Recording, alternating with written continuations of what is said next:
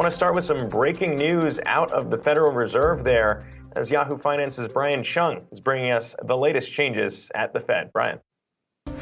Hey, Zach. Yeah, well, we're getting some breaking news that crossed just about a minute ago. The Federal Reserve noting that Fed Governor Randal Quarles will be stepping down from the central bank effective the end of next month. He submitted his resignation today, and his letter to the president notes that, quote, he's going to step down during or around the last week of December of this year. He is citing the expiry of his term as vice chairman of supervision for the board. If we back up, Quarles was appointed by the Trump administration in 2017 to serve as the central bank's first ever vice chairman of supervision. That meant that he was responsible for any sort of the bank regulatory and supervisory work that the central bank does. Obviously, gets a lot of focus from the monetary policy side of things, but the Fed is also a primary bank regulator. Quarles was tapped as the first person post-financial crisis to really man that portfolio. But that term expired in October of this year.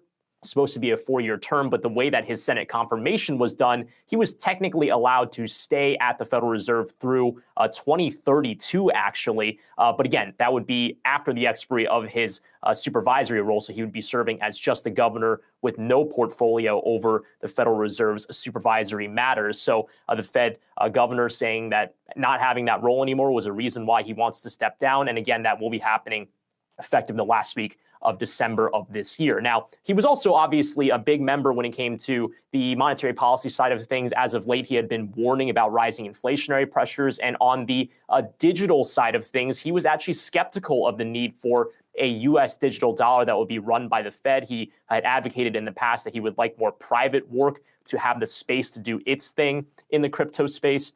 So again, a pretty interesting vocal member of the Federal Reserve that will no longer be at the central bank come the beginning of next year. And in terms of politics, this is going to open up another role for the Biden administration to possibly fill as it considers who it wants as Fed chair. Again, we heard rumors last week that Fed Chairman Jay Powell and Fed Governor Lael Brainerd had both visited with the White House. Obviously, if the Biden administration wants to nominate a slate of Fed nominees, this change over here is going to give them one more seat to fill. So a lot of musical chairs going on at the central bank, which I'm sure the White House is paying attention to. But again, the big headline, Fed Governor Randal Quarles to resign at the end of next month.